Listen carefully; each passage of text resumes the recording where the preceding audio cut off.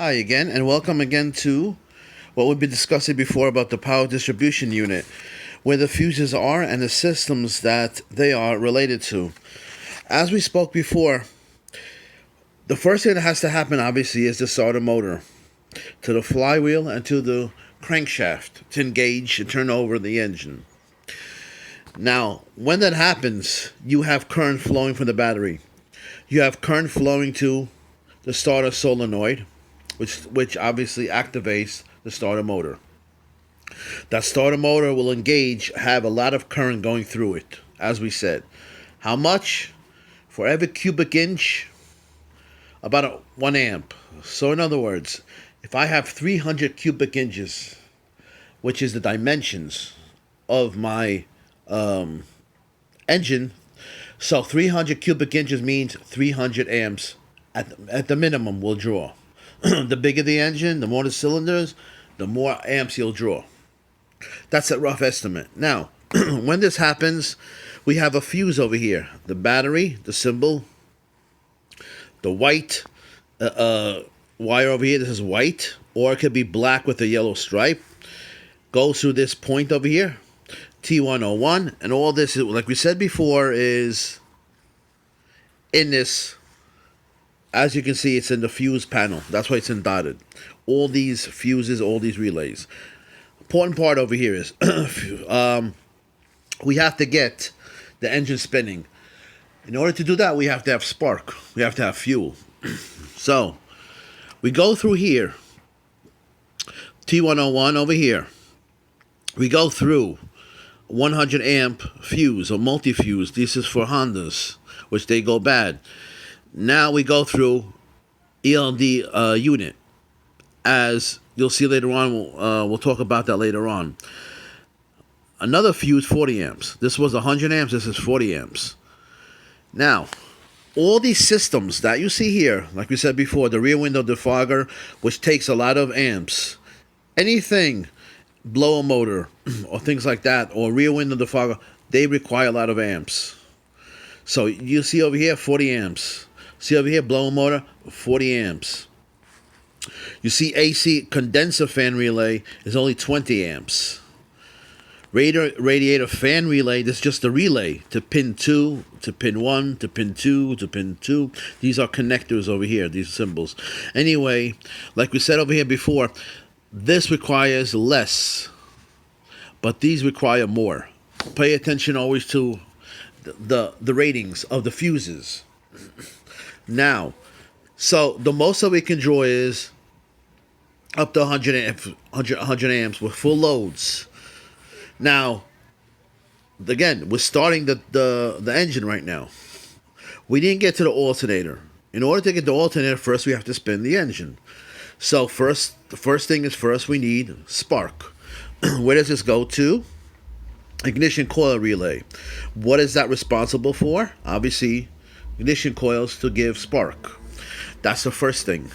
And then fuel, compression happens, then pulleys start turning, then we have the alternator giving back to the battery what it lost, replenishing it, recharging it, they say. Anyway, so we need the first this to happen. So we're going through a 100 amp fuse over here.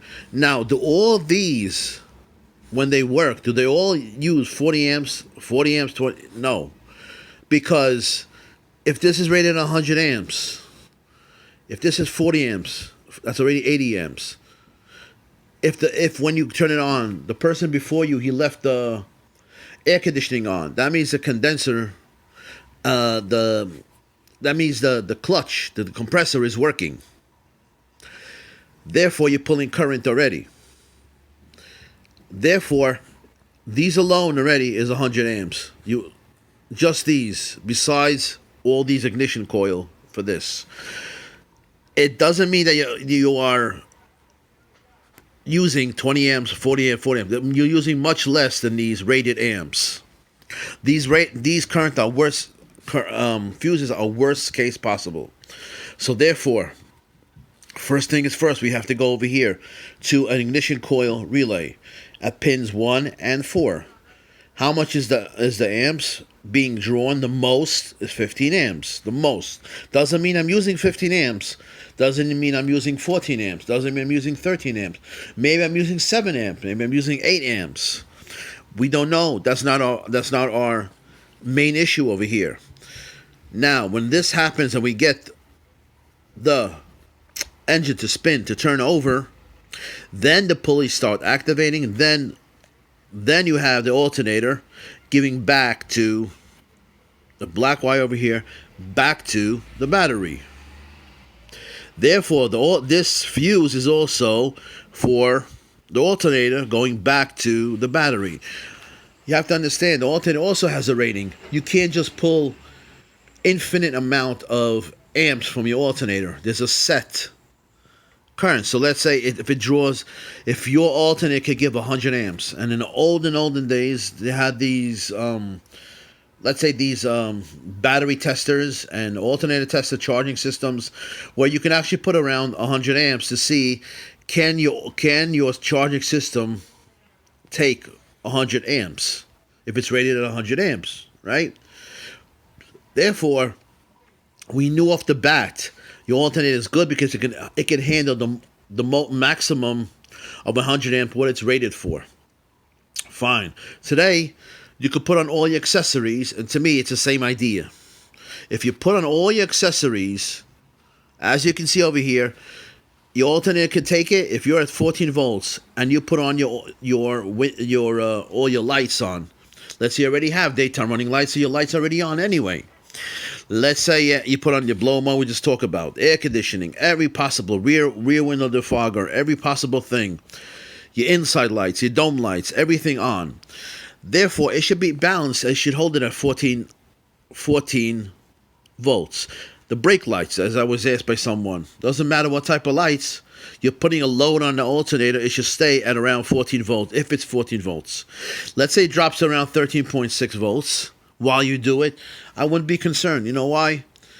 I would only be concerned if you're going down to 12. Then I would say, you know what? You have a problem with the charging system. Obviously, maybe the regulator, the computer is telling the alternator to do something, and we have a problem with the computer, not just the alternator. Anyway, that's a different video. But anyway, so what are we saying here? The alternator is feeding back through this 100 amp back to this, and at the same time, he's weak. He got drained out. He just gave us 300 amps, 400 amps. And in winter, he gives us more. So we have to replenish him. What else? We have to, see the splice here? This alternator has to take care of him. He's drained, and also has to take care of the other accessories. You still have the blower motor going. You still have the air conditioning going. You still need spark through what? The ignition coil relay. And let me zoom out so you can see easier. So we still need the other accessories to work. But he's weak. Who's going to take care? Who's going to be in charge at that time? He is. Okay?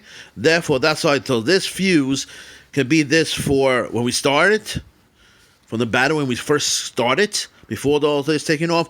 Then after the alternator is taken back, it replenishes it and goes back to the battery to recharge the battery and keep the accessories going also. At the beginning, when you first crank, you discharge, obviously, the current from the battery. But when you do that, like I said, there's load testing. You could load test a battery. The resistance, every power source has a resistance, an internal resistance. When you discharge it, and let's say this will go down from 12 volts to around 10.5 volts or 10 volts, around there, on a good battery. You should not go below 9.6 volts. So when you drain all that battery, this is high resistance now. It has internal resistance. It went up. What does that mean? Remember, we went over a long time ago, Ohm's Law. Ohm's Law is right here in front of us. This resistance went up. Why? Because we just cranked it. If the resistance went up, more voltage is internal in the battery, and it could give out less voltage. It's at 10.5 volts. Where did the 1.5 volts go? Internally. It can't give out more. Since the resistance increased, the current means it decreases. It can give out less. In the beginning, when this one, the alternator, is recharging him, this is high resistance. Less current is going in. As you recharge it, the current, the resistance will decrease, will go down, and you can give it more current as time gradually passes by, obviously, because the resistance goes down, more current. That's the basics of Ohm's law. So when I see a mechanic and he says, I never use Ohm's law in my life, I've been doing this for 40 years. For 40 years I've been doing this. I don't use Ohm's law. I told him, wait a second. You measure a voltage drop across here. How much do you measure, if this is good, across a fuse? You measure 12 volts here. Nice. 12 volts here. How much you measure on the other side? 12 volts. Telling me I don't use Ohm's law. Why do I measure 12 volts here, 12 volts here? Why? Because there is very low resistance. 0 ohms resistance, 0.1 ohms resistance. So the current times the resistance gives you the voltage, or the voltage drop across this. This is almost 0 volts on a good fuse. Why? Because the resistance is close to 0, 0.1 ohms.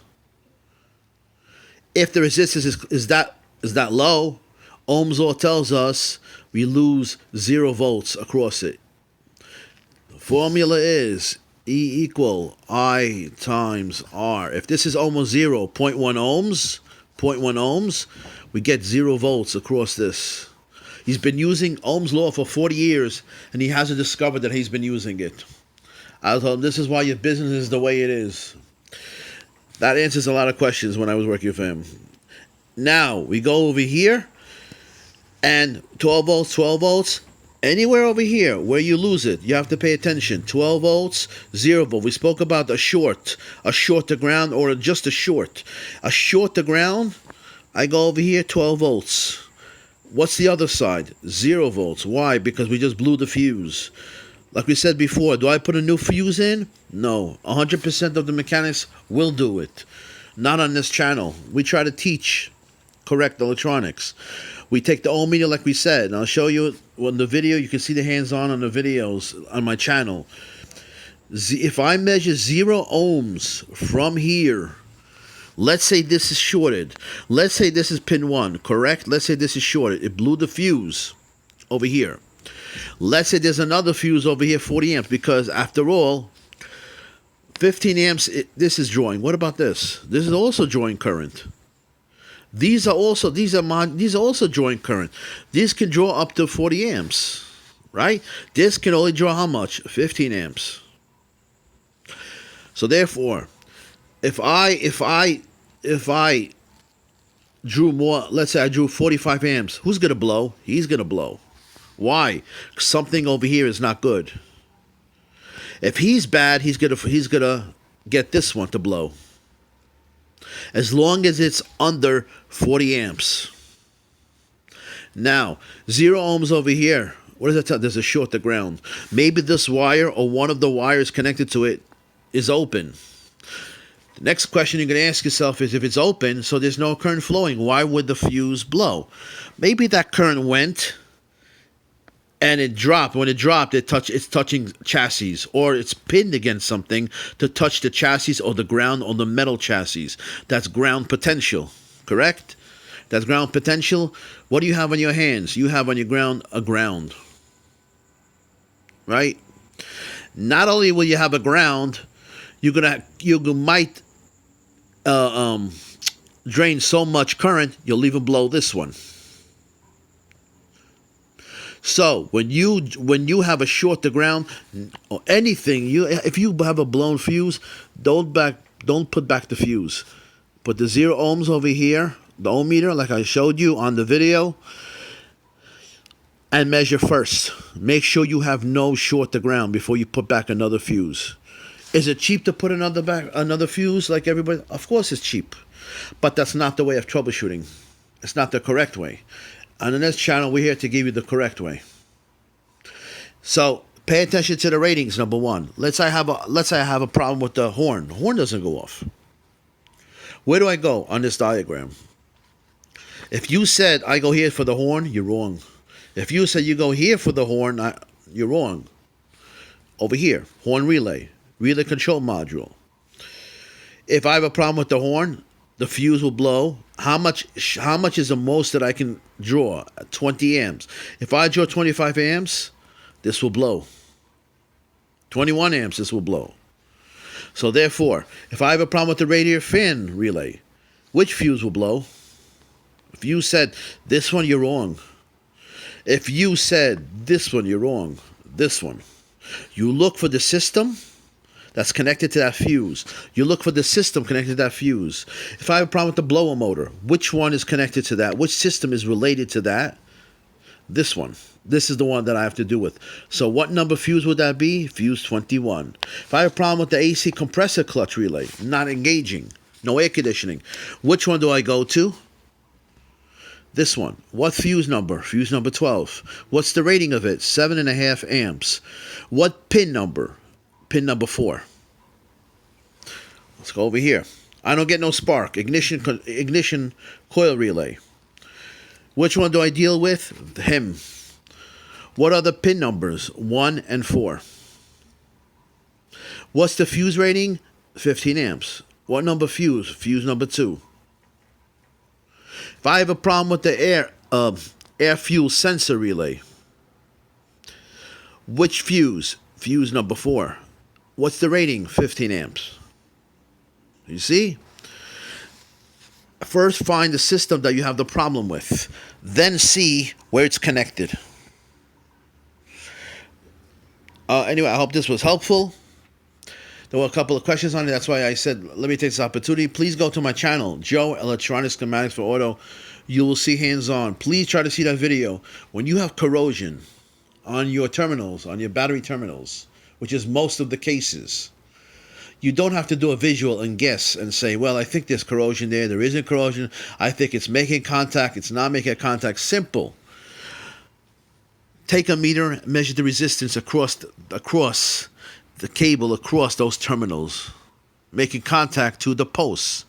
That will tell you without any doubt in your mind, do I have a good connection to the battery or don't I? Please look for that video. That is helpful, and it will save you stress, because if you just keep on changing batteries and you still have corrosion in the cables, it's not going to help. It's going to defeat the purpose. Go to my other channel, Automotive Electronic Schematics for Joseph. And please subscribe to my channel so I can get the views higher. Hopefully, thank you so much.